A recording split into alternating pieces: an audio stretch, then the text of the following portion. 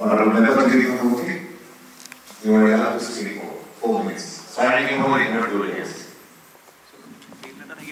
3 minutes bail eta ase sir. 10 minutes is one bail.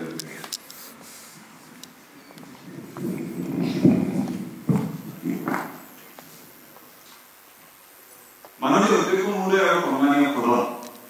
আমি কেইখন ভাৰতবৰ্ষৰ কথা পাতিছিলো এটা সময়ত যিখন ভাৰতবৰ্ষ সুচেতা দালালে যেতিয়া হৰ্ষদ মেহতাৰ সমগ্ৰ কেলেণ্ডাৰীৰ কথা সমুখলৈ আনিছিল সমগ্ৰ ভাৰতৰ মানুহে সুচেতা দালালক প্ৰশংসা কৰিছিল আমি কেইখন ভাৰতবৰ্ষৰ কথা পাতিছিলো মাননীয় অধ্যক্ষ মহোদয় যিখন ভাৰতবৰ্ষ চিত্ৰা সুব্ৰমণিয়ামে যেতিয়া বফৰ কেলেণ্ডাৰী সমুখলৈ আনিছিল চিত্ৰা সুব্ৰমণিয়ামক সকলোৱে প্ৰশংসা কৰিছিল কিন্তু এইখন ভাৰতবৰ্ষ যেতিয়া সন্মানীয় অধ্যক্ষ মহোদয় বিবিচিৰ দৰে এটা সংগঠনে মাত্ৰ এখন তথ্যচিত্ৰ নিৰ্মাণ কৰাৰ পাছত তেওঁলোকৰ কৌশললৈ তালাচীৰভাৱে ইনকাম টেক্সৰ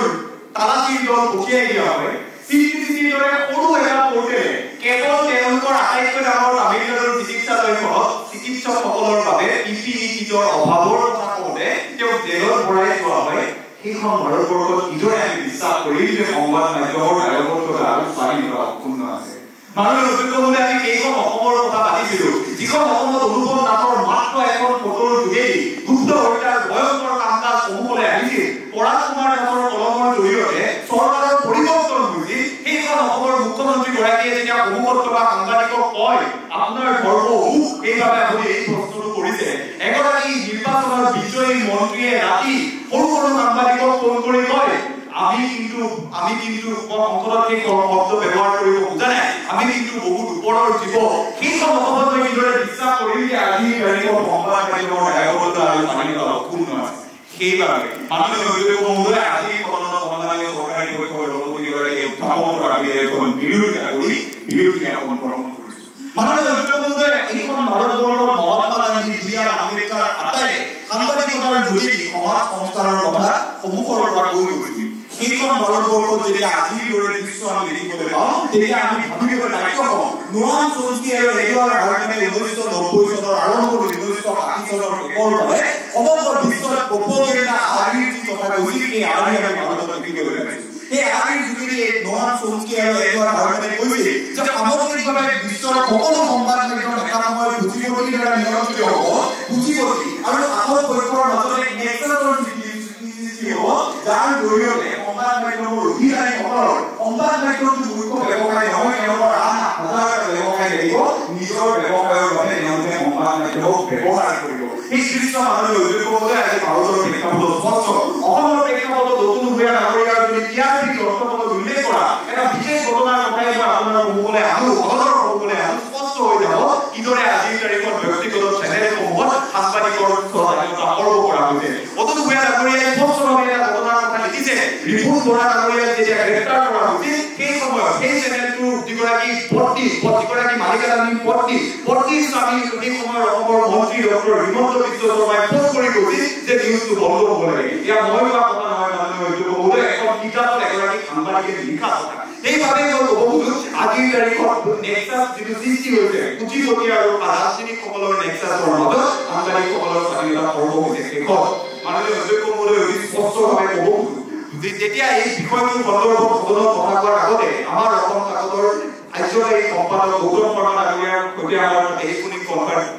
বাৰ্তালাপ হৈছিল তেখেতে কৈছিল বৰ্তমান সময়ত অসমৰ 3,82,00,000 মানুহ থকা ৰাজ্যখনত আটাইতকৈ বেছি প্ৰচলিত বাতৰি কাকত অসমীয়া প্ৰতিদিন পঢ়ে 1 লাখ মানুহ আমাৰ অসম পঢ়ে 60,000 মানুহ সেই সময়ছোৱাত যদিহে বাতৰি কাকতসমূহৰ স্বাধীনতাৰ কথা আমি কৈ কেৱল সাংবাদিকসকলৰ দায়বদ্ধতাৰে আমি পাহৰি থওঁ বিষয়টো আকৌ নহ'ব সেইবাবে বিষয়টো বিৰোধিতা কৰিছোঁ সাংবাদিকসকলৰ দুখ দুৰ্দশা আমি বুজি পাওঁ মাননীয় অধ্যক্ষ মহোদয় এটা সময়ত সৰল হৈ থকা কলমবোৰ কিয় এতিয়া বিজ্ঞাপন বন্ধ হৈ যাব বুলি নৰম হ'ব লাগে কিয় এটা সময়ত সৰল হৈ থকা সম্পাদকীয়বোৰ বিজ্ঞাপন লাগিব বুলি নৰম হ'ব লাগে তথ্যৰ দহ দবাই থকা সাংবাদিকজন কিয় এটা ফোনৰ বাবে আজি মনে মনে থাকিব লাগে সেই দুখ আমি বুজি পাওঁ সেইবাবে আজি বিধেয়কখন বিৰোধিতা কৰি সংবাদ প্ৰতিষ্ঠানৰ ব্যক্তিগত অৰ্থনৈতিক বিষয়টো উঠোৱাৰ বাবে নতুন বিধেয়ক এখন অনাৰ বাবে আমি তেওঁলোকক অনুৰোধ জনাম মাননীয় অধ্যক্ষ মহোদয় আমি দৃঢ়তাৰে বিশ্বাস কৰোঁ এই নেক্সাছ যদি মানিব লাগে সাংবাদিকসকলৰ কামত আমি আদায় থিয় হ'ব লাগিব আৰু সেই থিয় হোৱা কাম কৰাৰ বাবে এখন নতুন বিধেয়কৰ প্ৰয়োজন আছে গৰাকীয়ে তেনে এখন বিধেয়ক উত্থাপন কৰা প্ৰত্যেকগৰাকী বিৰোধী দলৰ সদস্যই তেওঁলোকৰ কামত থিয় হ'ব ধন্যবাদ মাননীয় অধ্যক্ষ মহোদয়, ধন্যবাদ কৰা। প্ৰায় নিৰ্ধাৰিত সময়তে বক্তব্য উপস্থাপন কৰা বিৰোধী দলৰ সন্মানীয় সদস্য ধন্যবাদ জ্ঞাপন কৰিছোঁ। বিজ্ঞাপনৰ বাবে সাংবাদিকৰ কলম স্তব্ধ হোৱা বুলি কিবা উদাহৰণ আপোনাৰ ওচৰত আছে নেকি? স্যাৰ, বিজ্ঞাপনৰ বাবে সাংবাদিকৰ কলম স্তব্ধ হোৱা বুলি যিটো কথা আপুনি কৈছে তাৰ নিৰ্দিষ্ট উদাহৰণ? বিজ্ঞাপনৰ বাবে হয় মাননীয় অধ্যক্ষ মহোদয়, আপোনাৰ জৰিয়তে মই সন্মানীয় বিচাৰকগৰাকীক উত্তৰ দিবলৈ ভাল পাম। দৈনিক ভাস্কৰ বাতৰি কাকতে এখন বহুল প্ৰচাৰিত হিন্দী মাধ্যমৰ বাতৰি কাকত, তেওঁলোকে যেতিয়া কোভিডৰ সময়ত গংগাৰ পাৰৰ মৃতদেহসমূহ দেখুৱাইছিল, তাৰ পাছত দৈনিক ভাস্কৰৰ সাংবাদিকসকলে বিভিন্ন প্ৰতিবেদনত স্পষ্টভাৱে কৈছে কিদৰে তেওঁলোকৰ বাতৰি কাকতলৈ বিজ্ঞাপন অহা বন্ধ কৰা হৈছিল। মাননীয় অধ্যক্ষ মহোদয়, সমূহত যেতিয়া শক্তি থাকে, সমূহত যেতিয়া পাৱাৰ থাকে, সাংবাদিকৰ দায়িত্ব কেৱল পাৱাৰৰ সৈতে কথা পতা নহয়, পাৱাৰ কি জেগাত আছে, পাৱাৰৰ বৰ্তমান অৱস্থিতি কি, এই কথা মানুহৰ সন্মুখলৈ আনা। সেই কাম কৰিবলৈ যাওঁতে যদি সাংবাদিকসকলৰ অধিকাৰ খৰ্ব হয়, বিজ্ঞাপন বন্ধ হয়, এনে কথা বিধেয়কখন যদি অনা